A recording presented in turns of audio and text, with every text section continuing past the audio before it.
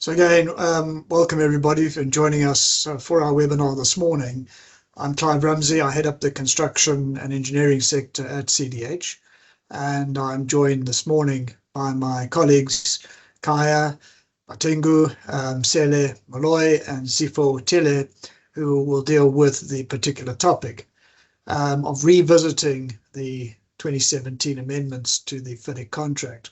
Might be strange to have done this sort of some 8 years after they came into being. But what we're finding in the marketplace is there's a reluctance to move towards the 2017 versions, whether it's red, yellow, or silver book. And some of the reasons are varied. We've got employers who may not like a more balanced process that was envisaged by the 2017 edition. We've got contractors who say it's become far more administration involved. It's 50% longer than the 1999 edition, etc. If we go back to what FIDIC envisaged, they said it intended to enhance clarity, provide balance, and aim towards dispute avoidance. Well, let's see, after you've listened to presentation this morning, what your views are as to whether or not it does provide what FIDIC had intended.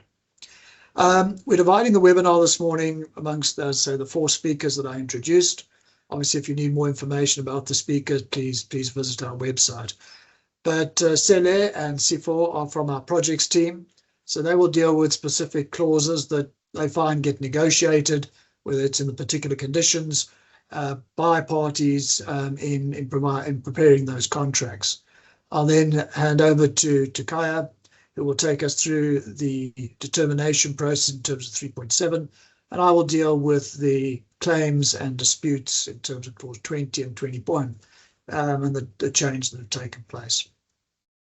So if you've got questions, please put them in the chat box. We'll do our best to deal with the questions, but we have got quite a tight agenda to make sure that we can give you a full expose of the differences and the material differences between 1999 and 2017. So let me stop talking and hand over to my fellow director, Sele Malloy, who will then take you through from what I call a front-end projects perspective on the difference between 99 and 2017. Thanks, Sele. Over to you.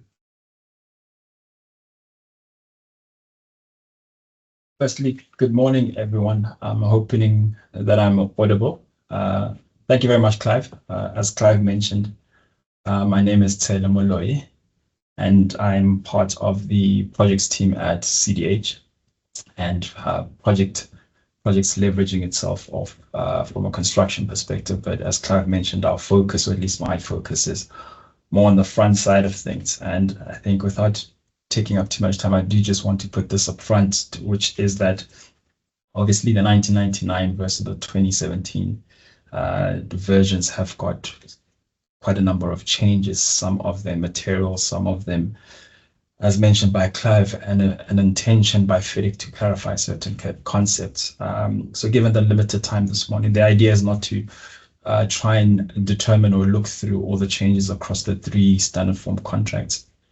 The idea is really just to pick out a few items or a few matters that certainly rear their heads in terms from a front-end perspective, especially, which is what I would want everybody just to bear in mind, is that some of these changes that we're going to discuss allocate risk differently, and some of the risk can be mitigated when you look at the different contracts, whether it be a red book, yellow book, or silver book. So I think it's a good place to start, which is always a concern from employers and contractors alike when you come across the words deeming provisions, and it's really the concern that certain rights or obligations are triggered automatically in the absence of not doing something. So for purposes of this point, I think I really focused on 3 or 4 clauses that either from a contract or from an employer perspective, it warrants consideration and just being noted, especially in the drafting of your particular conditions. So I think the first one will be under subclause 5.2 or 4.4, dependent on the versions of the contracts that you're looking at. And this applies to red, yellow, and silver. And this is really the clause that deals with the contractor documents that are provided, and the employer has the right to review, amend, and to effectively instruct changes to be undertaken. There's a deeming provision that has been inserted in the 2017 version, which was not previously in the 99 version, which is to say any proposal or any request that is the deeming provision is that if the contractor documents are submitted by the contractor to the employer and the employer does not take steps to deliver what is referred to as a notice of objection, there is a deemed approval or acceptance of the contractor documents. Now, this clause on its own may seem seem a concern, but I think one also has to take a step back and just consider which contracts you're using. I think contractor documents within the context of a FIDIC Red book are certainly, particularly if there's an involvement of design or anything like that, from a Red book perspective, would be more of a concern that the employer would want to have a review and an ability to instruct changes. Whereas in the silver and the yellow book, that risk is slightly different because, as silver and yellow books are, the risk of design would always remain with the contractor. So I think what I'm just trying to demonstrate is the deeming provision itself on contractor documents would certainly be treated differently within the different stand-form contracts, but it is a deeming provision, and I think ultimately you're trying to manage issues and as they arise, and certainly the issues that arise under contractor documents that may be subject to review are such that the employer needs to have an opportunity to look at them. So it's something to consider. A second set of deeming provisions that we've come across is in respect of the defects and rejection provisions. Again, the identification of defects from an inspection, testing, maintenance perspective is likely to take place right at the end of the works. It may take place during, but these things generally crop up right at the end. The deeming provision that's been proposed in the 2017 versions of these contracts is that if a defect is identified and the employer gives notice for the contractor to take steps to address the defect, if the employer does not give notice or at least confirmation of the proposal delivered, there is an automatic or a deemed acceptance of the proposal. Again, a defect has significant consequences on the overall works, particularly if you're looking at defects and rejection under the silver and the yellow book.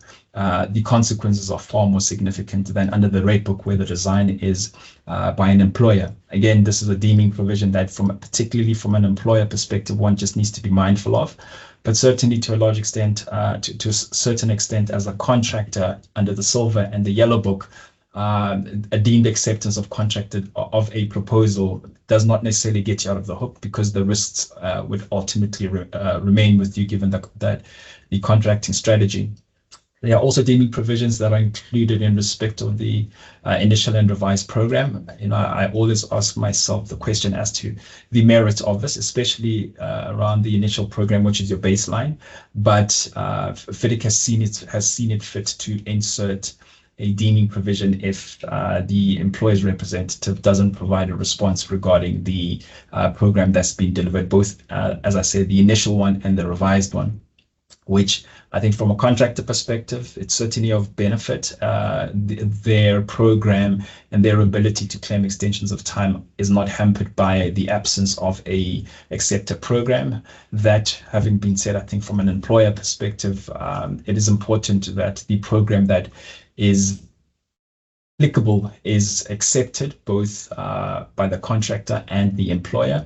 And from an employer perspective, the program reflects what its expectations are insofar as baseline work versus actual work. The final cleaning provision we would like to deal with is around the day work rates. Again, this schedule is generally dealt with or used for minor or incidental works. What the 2017 versions have gone and done is that the day work rates automatically now include VAT, overheads, and profits.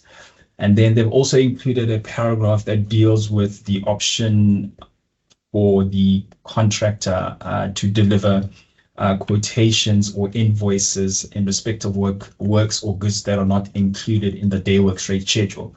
And the deeming provision under these circumstances would be that if the employer does not make a decision on the invoice or the quotation, the contractor has the right to choose any of the quotations. So I think importantly, what I'm just trying to highlight under the deeming provisions is that yes, there are those deeming provisions in addition to the ones that have already were already applicable, for instance, taking over performance certificate. But the additional deeming provisions just need to be considered. Firstly, what contract are you using? What is the consequence? Are there measures or ways to mitigate the issue?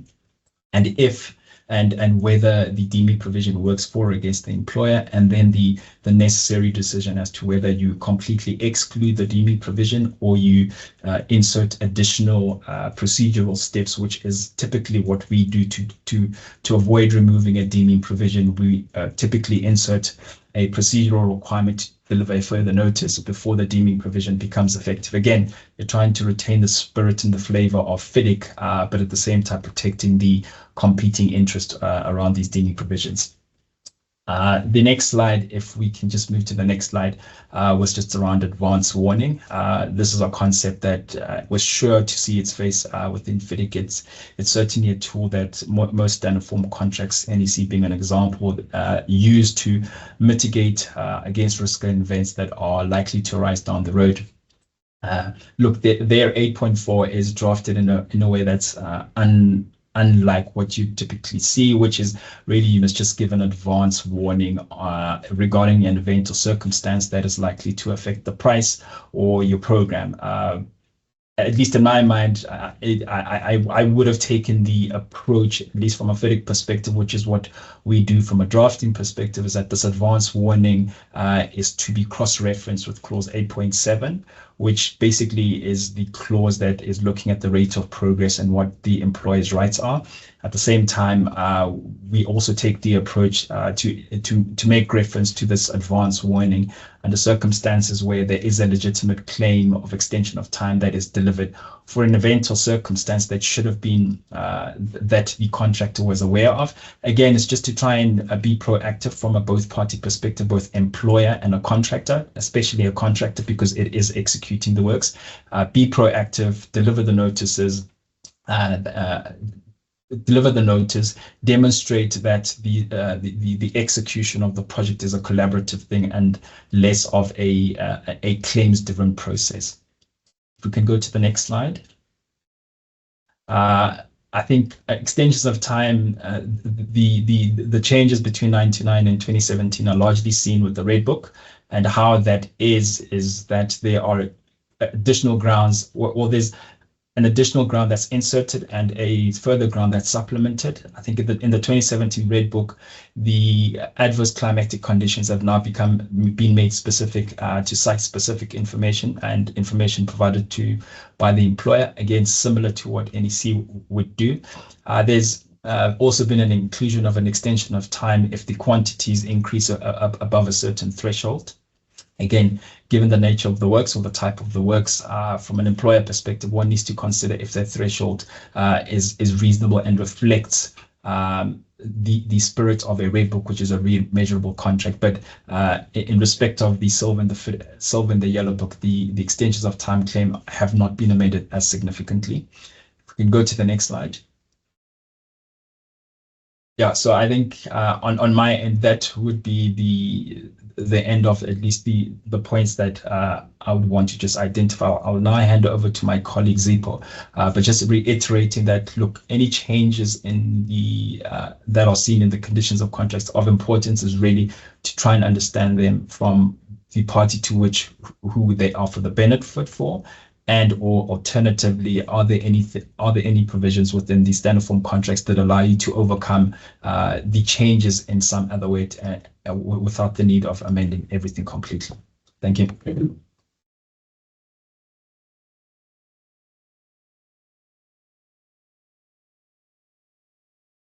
Thanks, Sele. Over to you, Sifo.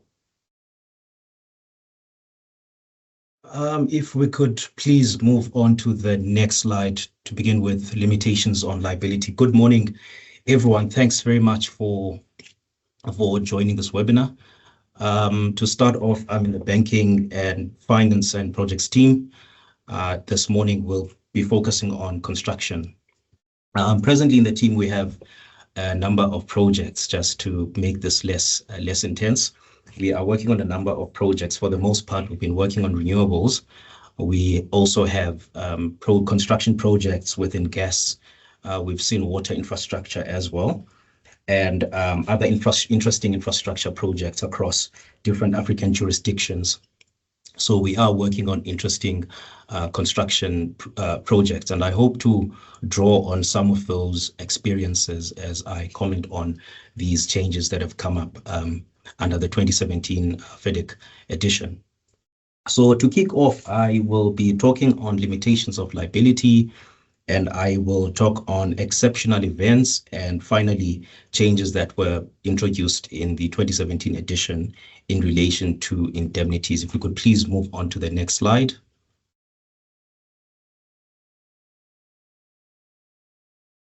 Okay, so when we talk about limitation of liability, what comes top of mind first and foremost is that it is widely accepted in commercial contracts that no party should be liable for indirect or consequential losses. And this is perfectly commercial, it's sensible, but what the limitations clause does effectively is to set out exceptions where a party could claim for indirect or consequential damage, whether that's loss of profit or loss of use of works or loss of contract. It gives the parties a right to claim over and above that restriction that you can't claim for an indirect cost or consequential damages, because what that does is it opens a universe of liabilities. And it makes sense, right, to have limitations of liability clauses in our construction contracts. If you think about how capital intensive these projects are, it would make sense to close the loop on the universe of claims and damages and knock-on effects that could arise in relation to damage, loss of profit, loss of business, loss of contracts that could arise from one project if you didn't have those indirect or consequential damage limitations on the contract. So what this provision does is it sets out certain events and exceptions that will give either the employer or the contractor a right to claim for indirect losses. And the exceptions that have been included in the 2017 edition include delay damages and indemnities, intellectual property, contractors' indemnities, employers' indemnities. And the real, to my mind, the reason why these were introduced was really to clarify the positions or the intent of the term indirect or consequential damage, and it's really to clarify those exceptions and to expand them. It has been noted in the past that intellectual claims that arise from construction projects were exorbitant. Therefore, it makes sense to include this clause that limits the claims or losses that could arise as a result of indemnities or IP claims. And when I think of indemnities, you should always think of indemnities, one, from a direct perspective, a direct indemnity, a loss that arises from as a direct result of the other party's actions or omissions. Or you could think of indemnities at a wider scope now, where you think of third-party claims that could arise as a result of injury or damage to someone's business and so forth. So you want to close those restrictions, those claims, and restrict the claims that arises in particular with third-party claims, with third-party claimants who come to claim from you as an employer or who come to claim from you as the contractor. The intent of setting those boundaries around indemnities is to close those claims and to limit them. And it makes sense because the contracts need to be commercial, and for them to achieve commercial viability, we need to set boundaries, and claims need to make sense. Claims must be directly linked to the project. However, where there's a delay because of one party, which then as a consequence leads to further claims down the line, whether from third parties and so forth, then that particular party will be liable. Or if there are intellectual property claims then that arise within the project, then the responsible party will be liable for those claims and so forth. The real reason for this introduction, as I've mentioned, is to align the construction contracts with where the market is presently. That is the 2017 edition in relation to indemnities and intellectual property breaches and delay damages. And I want to say at this point that when we negotiate or draft these provisions, we need to be mindful of the following: the nature of infrastructure, the nature of funding, how the project or the construction project has been funded, impacts how these clauses are negotiated. If you also need to apply your mind as to the sector and the sensitivities around that particular project, because one risk on one project will not be the same as the other. So we need to be careful when it comes to implementing these provisions and negotiate them carefully, draft them carefully to speak specifically to the sensitivities of the particular project that we're drafting for or we're negotiating for. Now, who benefits from the limitation of liability? It's intended to benefit both parties, but for the most part, I suspect, or I would imagine it benefits the contractor, who ultimately takes on the construction risk and at times will take on the design risk as well. It protects his interest because he's on site. He is in direct line of most of the losses or damages that could and claims that could arise on site. But in any event, the limitations of liability clause protects both parties, but we should be circumspect when we negotiate the provisions. Again, we need to be mindful of the infrastructure, how the project has been funded. And the real reason why I'm mentioning funding is because when you deal with renewables and certain projects, you need to think about bankability. But where there's no question of bankability, you need to think about the sensitivities or the commercial sensitivities when we negotiate these provisions. And I know I'm going beyond just doing a static analysis of the 1999-2017 edition, but I want us to be mindful of those things that factor in when these clauses are being negotiated. I will pause there in respect of the limitations on liability clause. Let's please move on to the next slide. Now, the 2017 edition replaces force majeure with exceptional events. Nothing has changed from a risk allocation perspective. And when I'm talking risk allocation, it is really the distribution of responsibilities and the consequential liabilities that attach to the responsible party. So in a contract, there has to be a balance or sensible commercial risk allocation between the parties. You shouldn't take on more than you should, depending on which perspective you're looking at. But the idea is that the 2017 term exceptional events is exactly the same as the 1999 force majeure, but it's the real reason why FIDIC thought it would be useful to move away from force majeure to use the word exceptional events was to modernize the language and to make it universally understandable in a commercial sense, as opposed to using force majeure, which really, if you think of it, unless you know, you wouldn't know what that means. although within practice or within people who are in the sector who've seen these contracts understand force majeure as force majeure, it's become a norm for us to understand that. But really, when you standardize documents, you need to standardize them in such a way that it's simpler for people reading, even someone who's an outsider reading that document, a lay person reading that document, to appreciate what it means. So that's the real reason why that was introduced in the 2017 edition. But in addition to that, I will note that principally force majeure or exceptional events will entitle the parties to an extension of time.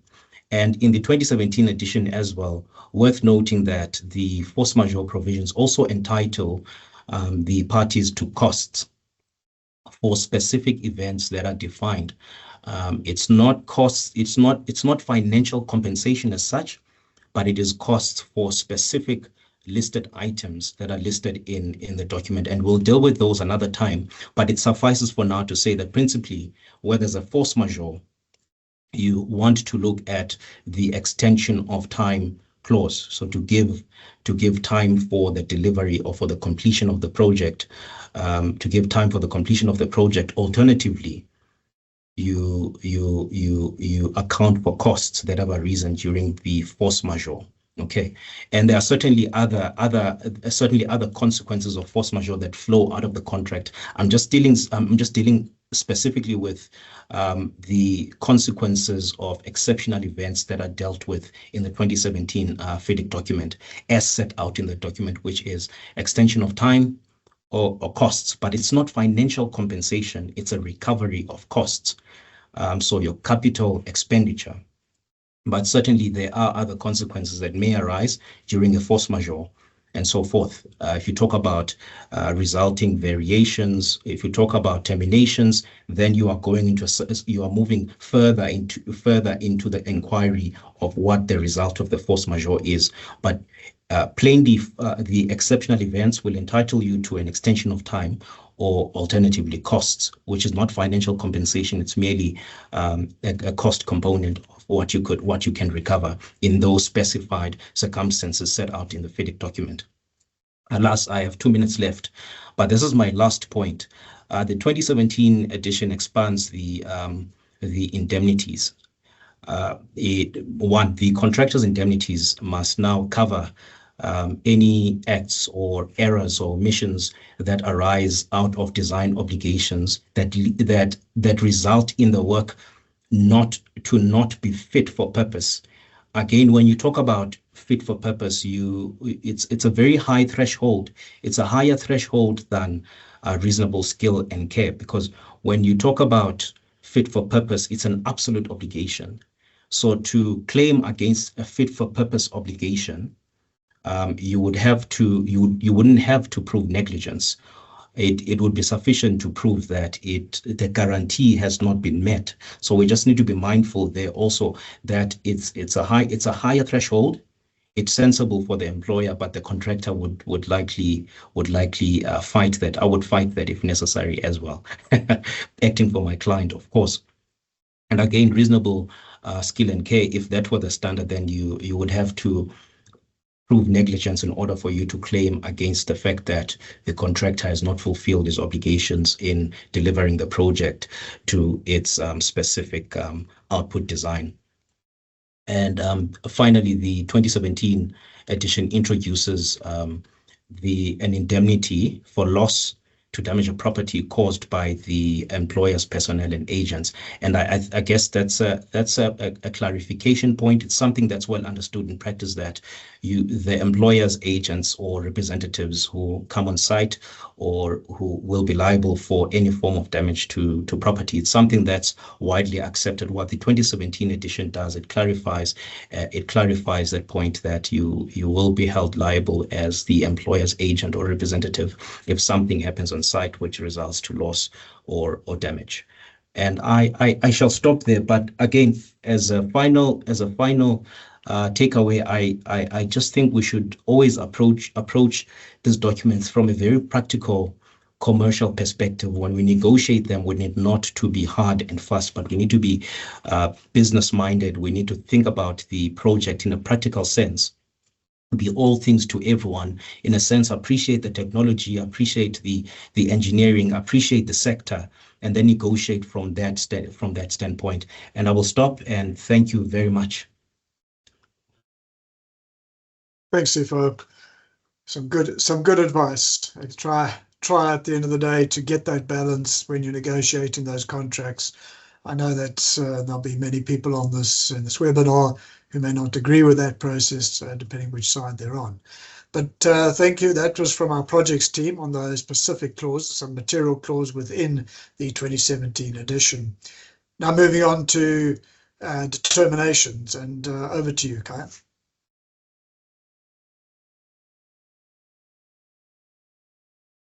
Good morning, everyone. My name is Kaya Mandeng. I sit in the CDH's construction and engineering sector, and I will be talking about engineers' determinations, an agreement and determinations, which is now catered for in terms of clause 3.7 of the FIDIC contract, which previously was done in terms of clause 3.5. I think one of the first place that I'd like to start is that if anyone recalls the provisions of 3.5, is that they were contained in effectively 2 paragraphs. We've augmented, FIDIC has now augmented that, and now we're sitting at 18 paragraphs which deals with determinations. And more importantly, what we now see is that the engineers are given an obligation, which is a positive obligation, in fact, to seek agreement between the parties. Now, there's no real change from the point of seeking an agreement between the parties and thereafter making a determination. However, the change comes in where there is now a defined process, and specifically there are time periods that are imposed on the parties that in which the consultation is to take place, and the manner in which the consultation has to take place. And then, of course, you then get to the determination if the consultation is not successful. So the other interesting parts that we've picked up in the changes is that the engineer is required to act in a manner that is neutral. Of course, this is not a defined term in the agreement. Of course, there's now increased number of definitions in the agreement, but the concept of acting neutrally, in our view, is reinforces the understanding that the engineer, when making a determination or acting in terms of 3.7, is acting in somewhat of a quasi-judicial role, and not necessarily where we've always previously accepted it that an engineer acts on behalf of the employer, which I think is a great shift from an understanding perspective as well. Of course, the engineer still retains his rights as previously enjoyed under the 99 version of delegating his certain functions to certain members of his staff. But of course, the concept of the determinations is excluded as one of the items that he can delegate to other members of his team. And of course, in our view, this again highlights the importance of the role of the engineer when he's acting in terms of 3.7, that, to give it to someone else, to give it to someone else within his team would create potential unhappiness, and therefore it must be housed within the engineer's personal information and control. And to go back to what I mentioned earlier, which is the defined process. So step 1 effectively is the consultation process. And in step 1, the engineer is encouraged to sit down with both parties or separately to endeavor to reach an agreement. But the time periods that I've mentioned earlier are quite important here, because it says to the parties that the engineer has to find an agreement between the parties within 42 days. Thereafter, of course, if either we find and amongst other things, that the engineer must then provide a record of these consultations, unless, of course, the parties agree otherwise. But it's quite important to understand that the consultation process should not be seen as one where the engineer is acting as a mediator, but more of because some of the things that get discussed there are as the pros and cons of each party's claims, and of course what the engineer's views are.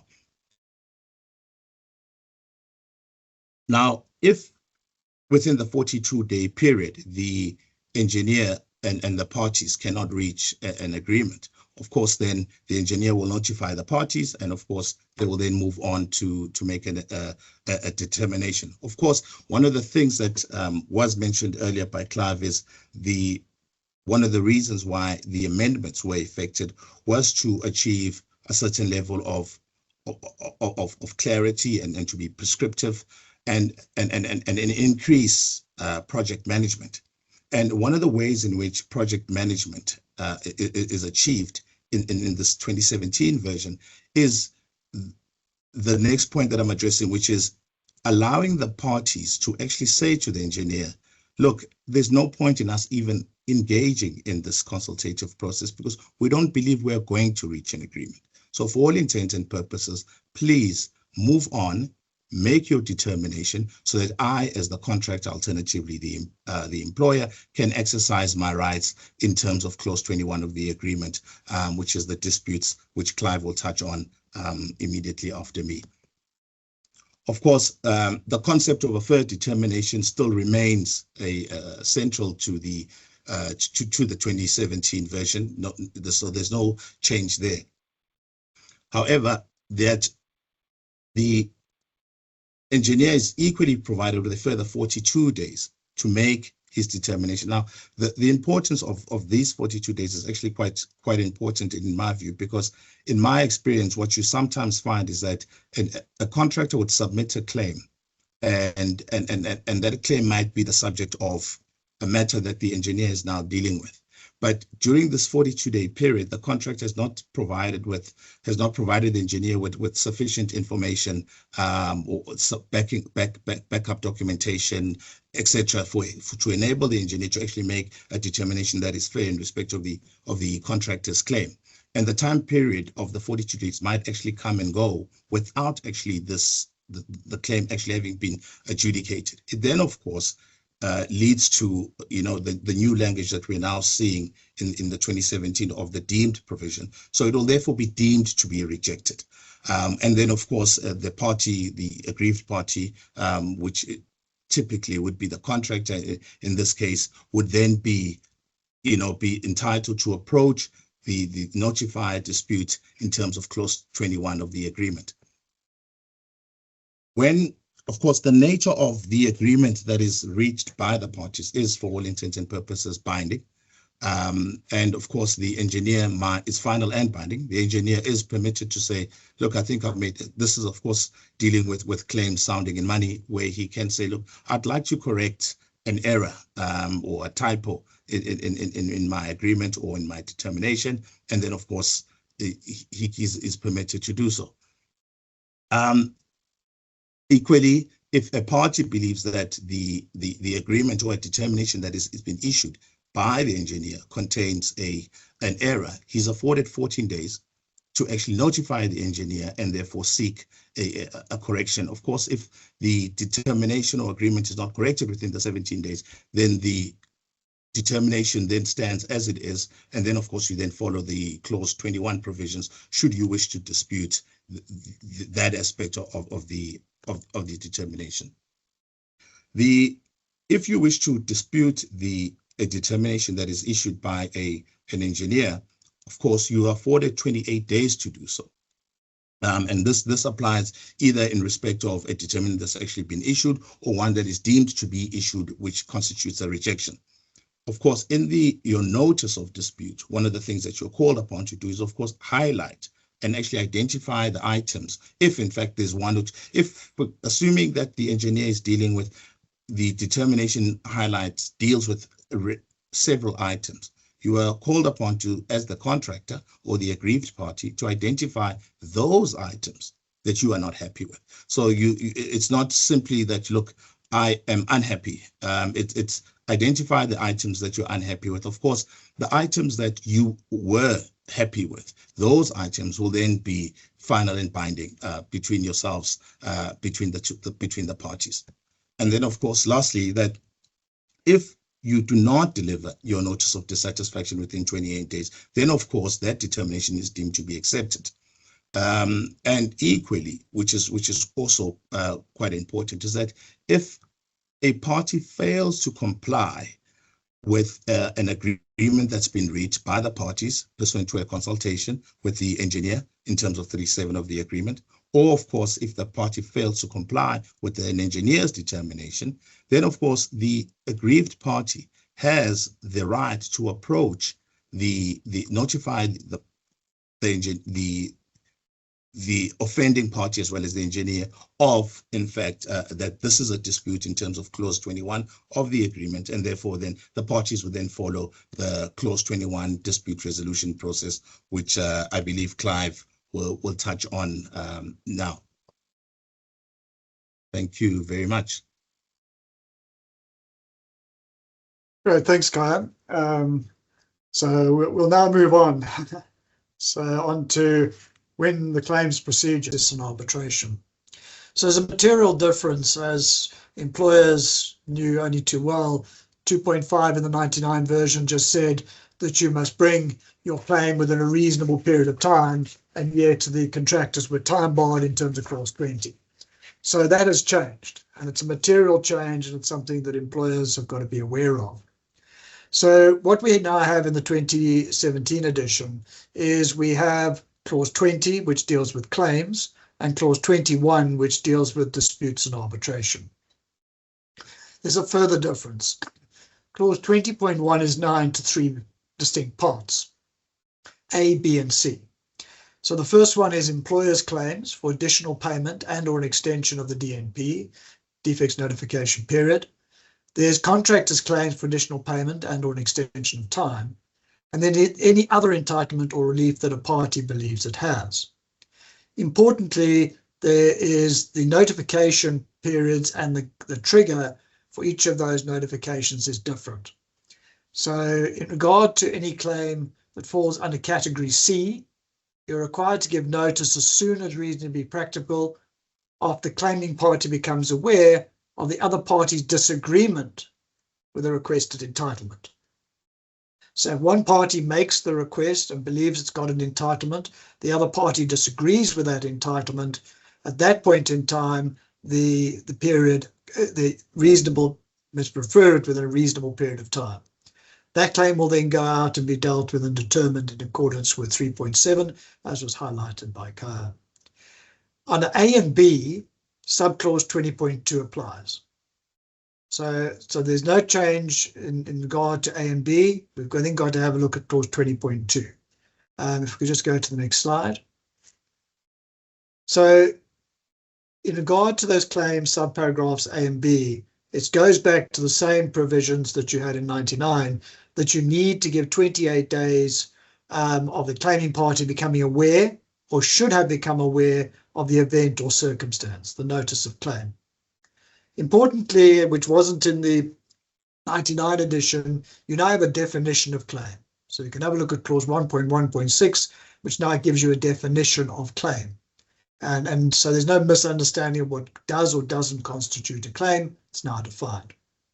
The second part on to 20.2.2 is you've now got a situation that you've got time barring provisions. It was there before, but as I'll get on to a bit further, there's now called a double time bar provision. So as with 99, if you've got a claim, you must give it within the 28-day period. If you don't give the notice of claim within that period of time, you're time barred. But now there's an interesting addition that's come in the 2017 edition. And importantly, it places an onus on the engineer. And again, when parties, and I know it happens with employers where they appoint engineers who are represented or employed by the company itself, or by the employer itself, it deals away and takes away from that issue of neutrality. And here's a particular example where the engineer considers the claiming party. So somebody has put in a claim and failed to give the notice within 28 days. There's an onus on the engineer shall provide a notice to that claiming party under clause 20.2.2 within 14 days of receiving the notice. So in other words, gets the claim, believes that the claim is not within the 28-day period, from the event or circumstance. And in those circumstances, the engineer is obliged within 14 days to then give a notice to that claiming party to say your claim is time barred. Importantly, if the engineer fails to give that notice within 14 days, the notice of claim shall be deemed to be a valid notice, which put in perspective just how important that process is, and it's been added into the 2017 edition. There is then a process, the other party disagrees, that's a deemed valid notice of claim. The other party can give notice to the engineer, who then details the reasons for the disagreement, and then that process will then follow, as we'll get on to clause 20.2.5, a review of that disagreement by the engineer. So let's move forward. So, as was the case in the 99 edition, there was provision for a retention of contemporaneous records. It's now been specifically dealt with in a separate clause, and the obligation to retain those records. A lot of people who be on this call will no doubt have been through a process when they meet with their attorneys who say, where are the documents? Where are the daily diaries? Where are your progress meetings? Where are your monthly team meetings? Where are the minutes? Keeping contemporaneous records in most construction matters is vital to proving or disproving a claim. So the fact that the clause is there that says you must make provision for contemporaneous records, importantly, is any contract or employer undertaking any formal contract should be keeping records of that nature. Subclause 20.2.4 requires this fully detailed claim to be submitted within 84 days. So remember previously in 99, you gave a notice and then you had a period of time, and the 99 edition was 42 days. You now have 84 days to give a fully detailed claim, or such period as may be agreed with the engineer. Again, neutrality, going back to the engineer and say, I cannot give it within a period of time. These are my reasons. This is my substantiation. The engineer has the right then to agree. And again, the same test of the claiming party becoming aware or should have become aware of the event or circumstance. So it's 84 days from the claiming party becoming aware or should have become aware of the event or circumstance. Importantly in this is that there is now a definition of what constitutes a fully detailed claim. It's included in 20.2.4, and it says fully detailed claim must incorporate the following. And then it sets out what must incorporate. So there was debates and debates that took place over the years as to whether or not what was submitted was a detailed claim, and whether it was sufficient for the engineer to make a determination. Well, now it sets out what that must include. And one of the things it must include is a statement of the contractual legal basis of the claim within the time period. So you must, in that fully detailed claim, it must set out a statement of the contractual legal basis for the claim. Problem if you don't submit within the 84 days, then your initial notice in terms of 20.2.1 lapses and the claim is time barred. Again, a similar position under the fully detailed claim is that the engineer gives notice within 14 days of the expiry of the time limit, and then the same process is played out in terms of 20.2.2 then becomes applicable. So let's move on then to 20.2.5. 20.2.5 requires the engineer to agree or determine the claim under 3.7. So as Kai has taken us through the process under 3.7, the engineer must then agrees to determine the claim in accordance. 20.2.5 requires the engineer to agree or determine. Where the engineers receive that fully detailed claim, remember as defined, which has an ongoing effect but requires additional particularity, it sets out there what the engineer must do. And so I've set out the 4 points that's required for the engineer to request. It must give notice to then the 3.7 agreement or determination within time prescribed that must still take place. Next slide. In terms of 20.2.6, again, specifically makes provision. So what in fairness to what FIDIC has done, is they've broken it down into trying to make it clear as to what's required at each point in time and what the parties are required to provide at each point in time. And with the definition of fully detailed claim, it shouldn't be a surprise if somebody turns around and says this isn't a fully detailed claim, because it's now set out. 20.2.6, if it's continuing effect, so you might have a period of time there's been delaying that continues month after month, the employer is unable to get site access or for whatever reason, then that makes provision, 20.2.6 makes provision for what the effect is of an ongoing and a claim of continuing effect. So the important thing there is, and the last point, is the claiming party must submit interim fully detailed claims on a monthly interval. So it's not that you can just wait until the end of the continuing effect. As it's progressing, as it's coming in on a monthly basis, you must ensure, as the claiming party, submit those interim fully detailed claims at monthly intervals. Next, the important again is that once you've the final fully detailed claim, you must submit it within 28 days of the end of the effect resulting from the event or circumstance. So again, just using a simple example, is that you've had an ongoing, the employer has delayed you getting site access for a number of months. You've been putting in your interim claim on a monthly basis due to that lack of site access. Once site access is then granted, you would then have a period of 28 days in which to then submit your final fully detailed claim. And then the claiming party submit further particularity if required by the engineer. So I think let's move on to the next one. I'm just very conscious of time. Important is the additions of clause 20.2.7. And the reason is after receiving a notice of claim, and until the claim is agreed or determined under clause 20.2.5, the engineer shall include such amount for any claim as have been reasonably substantiated as due to the claiming party in the payment certificate.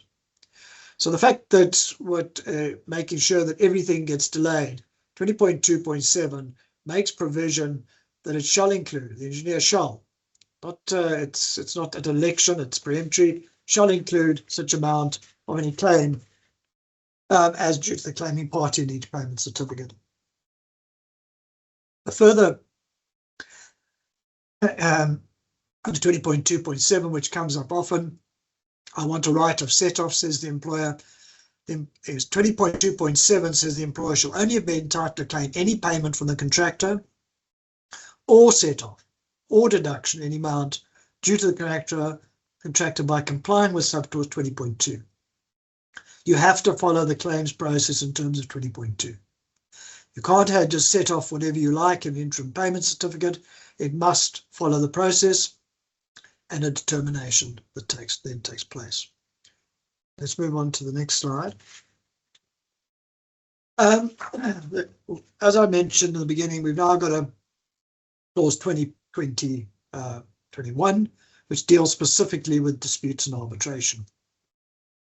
Please take note that what is on this slide is the original 2017 version of what a dispute was defined at in terms of clause 1.1.29. It does not reflect the November 2022 amendment. So please, if you want a definition of dispute, don't use the one on my slide. Please go to the November 2022 amendments to the FIDIC contract, which will set out in certain particularity it does change. But you've now got a definition of dispute. So it's as opposed to whether a dispute had arisen or not, we now have a definition. Thanks. Let's just move on. Disputes and arbitration. Again, the clause 20.1 makes provision. Sole member or three-member DAAB. Remember in the previous edition we have a DAB. We now have a DAAB. You'll also recall in the 99, it was only the red book that had it was a red book that had a standing, and you had ad hoc for yellow and silver. You now have standing for DAAB for all three, yellow, red, and silver. If you don't stipulate a time period for the appointment of the DAAB, it's 28 days from letter of acceptance. If you're going to have a DAAB, please put the information in the contract data. Otherwise, you're going to end up in problems. Then the DAAB's appointment expires on the date of discharge, as set out in subclause 14.12, or 28 days after deciding all disputes referred to it, whichever is the latter. Thanks, Shane. Let's move on to the next one. Insofar as there's a failure to appoint the DAAB members, make sure that you have an appointing entity or an individual, an official, who will set out the contract data that will then make the appointment. Once that appointment is made, it's final and conclusive. That person is then appointed to undertake and be members, single member or panel of 3 of the DAAB. Importantly, a clause that was added in 2017, which was very much in line with the philosophy of FIDIC, was the avoidance of disputes. 21.3 sets out avoidance of disputes. If the parties agree, they can jointly request the DAB to provide assistance or informally discuss and attempt to resolve any issue or disagreement. The DAB can also be proactive if it finds a problem has arisen and it can see that this problem is brewing. It can invite the parties to say, please appoint me, please approach me so that we can discuss the issue. On major long-term contracts, this becomes vital. You need the momentum to continue, and I think it's a good addition to get the parties, if there is an issue comes up and arises, as opposed to blindly following a process and claiming, getting determinations and following the process to arbitration. Rather sit down with members of the DAAB, who are hopefully not all lawyers, and get guidance from them as to the way forward. Importantly, the parties are not required to act on the advice given by the DAAB, but if you've got a strong DAAB with multifaceted expertise, you're probably getting good advice as to where this matter would end up if it had to go to arbitration. The DAB is also not bound by that. All right, I think, unfortunately, just want to deal with a couple of additional issues, and it goes back to some of those time bomb provisions, not time bomb, but periods of time in which you must comply. So in subclause 3.7, if subclause 3.7 applies, as was set out by Kaya, the dispute, then the reference to DAAB must be made within 42 days of giving or receiving a NOD under clause 3.7.5. So there's a time period in which to refer to the DAAB.